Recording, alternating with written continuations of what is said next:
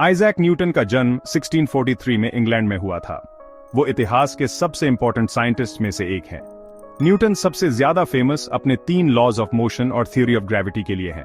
Newton के ideas ने हमारी मॉडर्न दुनिया को कई तरीकों से शेप किया है। एक्सपेरिमेंटेशन और ऑब्जर्वेशन का उनका तरीका एक नया स्टैंडर्ड बना।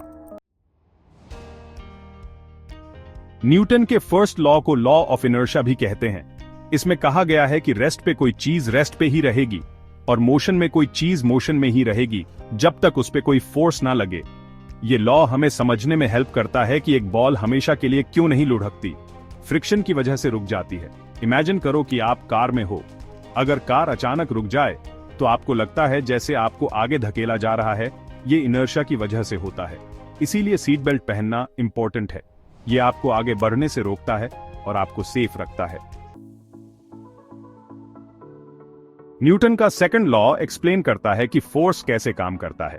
यह कहता है कि जितना ज्यादा फोर्स लगाओगे ऑब्जेक्ट उतनी ही तेजी से एक्सेलरेट करेगा।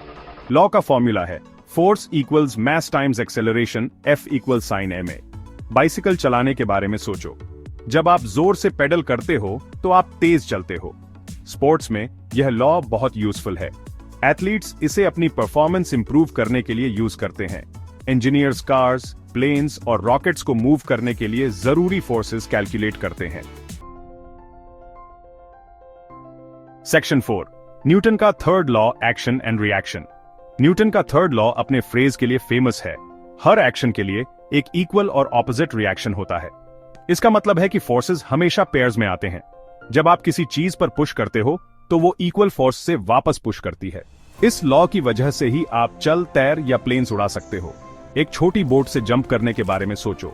जब आप जंप करते हो तो आप बोट को बैकवर्ड पुश करते हो और बोट आपको फॉरवर्ड पुश करती है। न्यूटन का थर्ड लॉ हमारी डेली लाइफ में हर जगह है। यही कारण है कि रॉकेट्स उड़ते हैं, इंजन्स गैस को पीछे पुश करते हैं और रॉकेट आगे बढ़ता है। यही कारण है कि बर्ड्स उड़ सकते हैं।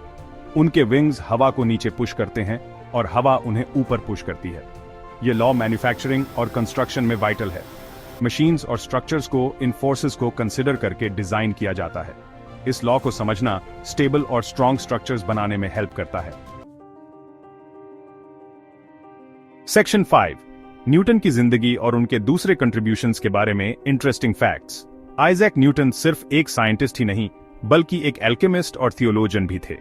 न्यूटन का ग्रेविटी के साथ काम एक फेमस एप्पल के साथ शुरू हुआ। लेजेंड कहती है कि उन्होंने एक एप्पल को गिरते देखा और सोचा कि यह सीधा नीचे ही क्यों गिरा। फिजिक्स के अलावा न्यूटन ने मैथमेटिक्स में भी सिग्निफिकेंट कंट्रीब्यूशंस दिए। उन्होंने कैलकुलस इन्वेंट किया जो एक नए टाइप का मैथ है। न्यूटन रॉयल मिंट के हेड भी थे और उन्होंने कॉइनेज को इंप्रूव किया। Section 6, conclusion. हमारी दुनिया पर न्यूटन के थ्योरीज का इंपैक्ट। आइजैक न्यूटन के थ्योरीज का साइंस और डेली लाइफ पर एक लास्टिंग इंपैक्ट है। उनके लॉज ऑफ मोशन और ग्रेविटी फंडामेंटल हैं।